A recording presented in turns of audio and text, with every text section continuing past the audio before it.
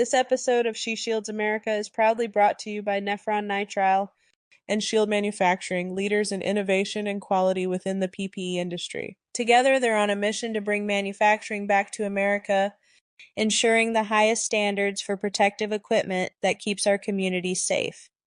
When it comes to protecting those who protect us, Nephron Nitrile and Shield Manufacturing have you covered. Now let's dive into today's episode. Hey there, patriots and problem solvers. Welcome back to She Shields America, the podcast where we tackle the big issues affecting our economy, our businesses, and most importantly, our ability to keep things made, moved, and delivered without a hitch. I'm your host, Andrea Abbott, and today we are talking about tariffs. Yes, those little taxes on imported goods that can either protect American businesses or send prices soaring faster than next day delivery gone wrong. Most importantly, we're looking at tariffs through the lens of supply chain resilience, because if the last few years have taught us anything, it's when the supply chain breaks, everything breaks. So let's dig in. Tariffs. What are they and why do we even care? All right.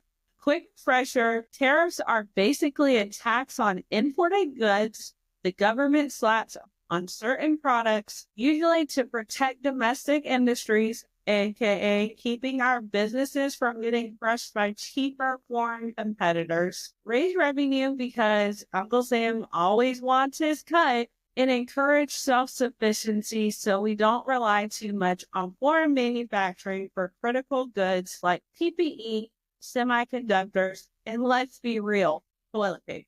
But here's where things get tricky. Tariffs can also disrupt supply chains, making it more expensive and sometimes harder to get certain goods. And when those goods are critical for American manufacturing, medicine, or food production, we start to see bottlenecks, and not the kind that you find in a Friday night traffic jam. The latest shakeup in tariffs, who's getting taxed? Lately, the U.S. has rolled out some major tariff changes, which means supply chains are shifting yet again. Here's the rundown. Canada and Mexico, as of March 4th, 2025, the U.S. slapped a 25% tariff on imports from Canada and Mexico, including a 10% tariff on Canadian energy imports. Why? The official reason is to address concerns over border security and drug trafficking. But let's just say businesses are feeling the impact, especially in energy and manufacturing. Here's a little bit about China. The U.S. has doubled tariffs on Chinese goods from 10% to 20%, mainly targeting industries tied to technology and pharmaceuticals. The reason? Concerns over fentanyl production and a push to bring critical manufacturing back.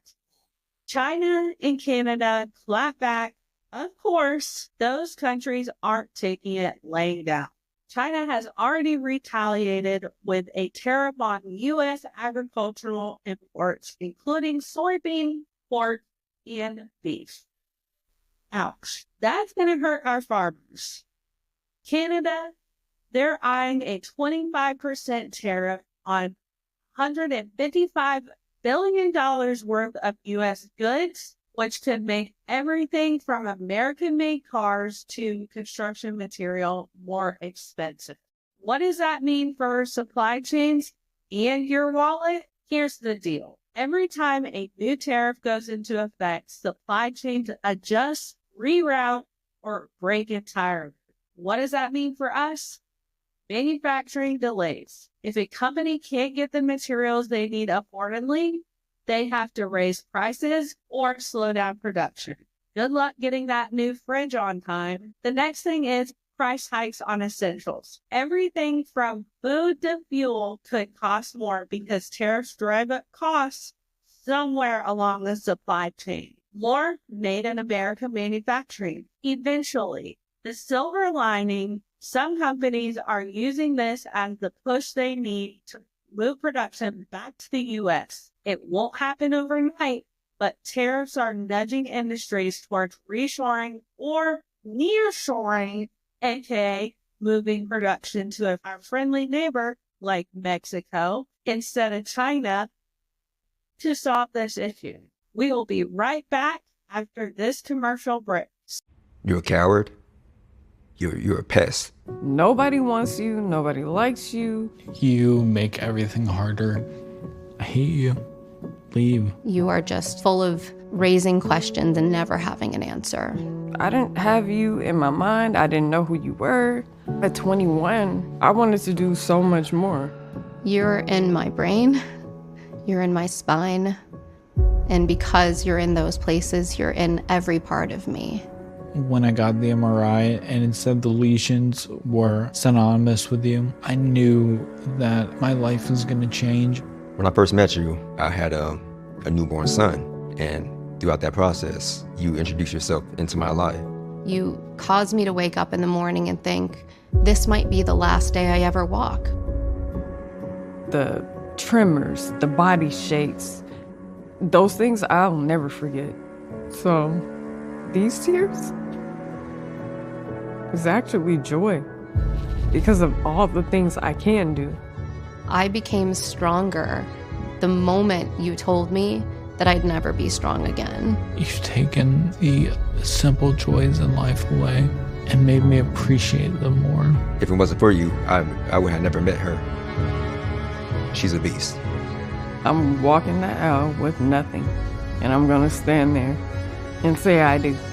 And I'm not gonna let you make me feel like I'm not the luckiest person in the world just because I have to live with you. A cure for me would be to go back to where I was. A cure would stop you dead in your tracks. Sit down. I want you to sit down. Let this be a thing of the past and not a thing of the future. And when we get you, it's going to be a great day. You're going down. We gotta end this cycle. It ends here. MS ends with us. I have MS, but MS doesn't have me.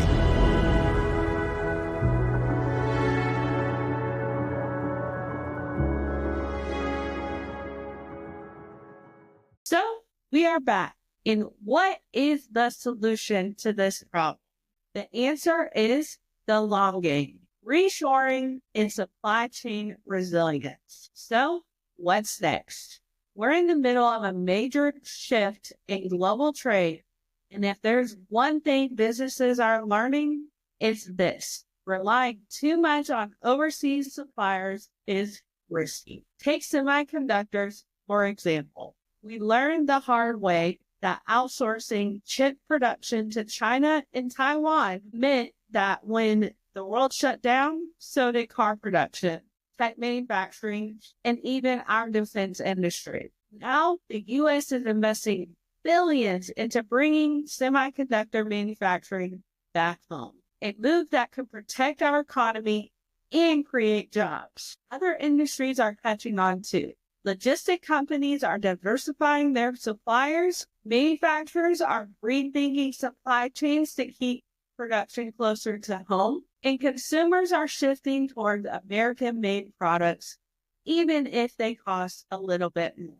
This isn't just about the tariffs. It's about building a supply chain that can withstand global disruption. And let's be real, we've had plenty of those lately. Well, folks, that's a wrap for today's episode of She Shields America. Tariffs may be a taxing topic, pun completely intended, but they play a huge role in how strong and self-sufficient our supply chains are. If you enjoyed this episode, be sure to subscribe, share, and leave a review. And don't forget to check us out at www.nephronitrile.com to see how you can support Loves for a Cure. Until next time, keep shielding America, one strong supply chain at a time. Stay protected, America.